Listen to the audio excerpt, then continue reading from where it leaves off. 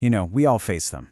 Those moments where the right choice just isn't clear, where any path you take feels like it comes with a cost. These are moral dilemmas, and they do more than just test us. They really show us who we are at our core. So today, we're going to dive into what these choices really mean, from our own personal lives all the way up to the structure of society itself. Just think about it for a second. Have you ever been in a spot just like this, caught between telling a hard truth and, protecting someone you care about? That feeling, that pull in two different directions, that's the real heart of a moral dilemma, and that's exactly where we're going to start. Yeah, that feeling of being pulled apart, where both options feel like they have a good reason, but choosing one means you have to let the other one go? That's it. That's a moral dilemma. It's not really about picking good over evil. A lot of the time, it's about choosing between two different goods.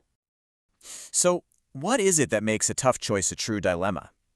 To really get a handle on these moments, we first have to understand what they're all about. So let's break it down.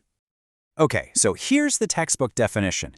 It's basically a clash of duties. You've got a moral reason to do one thing and an equally strong moral reason to do something else. The problem is you can't do both. And that's the key. Whichever choice you make, there's a moral cost. You're sacrificing a value that you actually believe in. But why even bother wrestling with all this? Well, like Socrates famously said, the unexamined life is not worth living. These dilemmas, they aren't just awkward moments we have to push through. They are the very things that force us to look in the mirror and really examine what we stand for. And this isn't just some abstract philosophical game, right? This stuff is woven into our everyday lives. Do you report a coworker's mistake? That's your duty to the company, but it could cost them their job. Or do you stay quiet out of loyalty? See, each scenario puts one really important value, like justice, right up against another one, like compassion. And this gets us to a really crucial point. Facing a dilemma isn't a sign that you're morally confused. It's actually the opposite. The reason you're torn is because you have multiple, strong moral beliefs that are in conflict. The hard part isn't choosing right from wrong. It's choosing right from right. Now, these conflicts, they don't just exist in a vacuum. They happen on different scales. And to really get it, we can look at them on three different levels, from the deeply personal all the way up to the systems that run our society. Okay, let's start at the most personal level, the individual.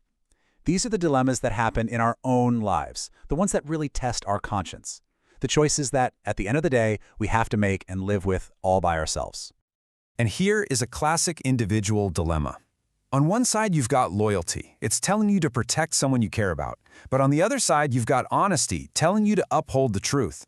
When two powerful values like these collide, there's just no easy answer. And every single time you find your way through one of these choices, you're defining and you're revealing your own moral character. Your decision says something about what you prioritize when things get tough.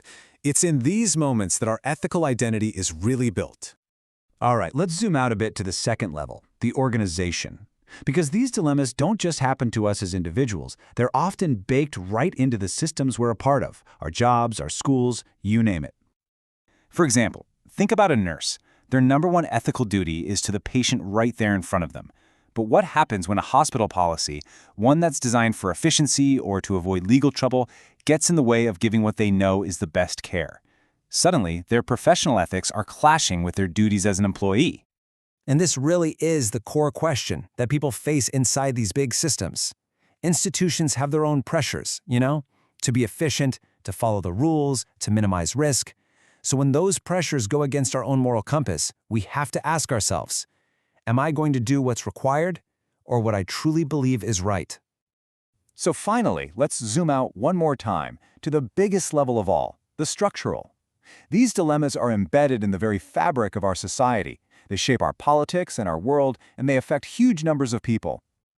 Just think about the constant tension between economic growth and protecting the environment. A government has a duty to create jobs and help its citizens prosper right now, but it also has a moral duty to preserve the planet for future generations. These two incredibly important goals are often in a direct tug-of-war, creating a massive structural dilemma.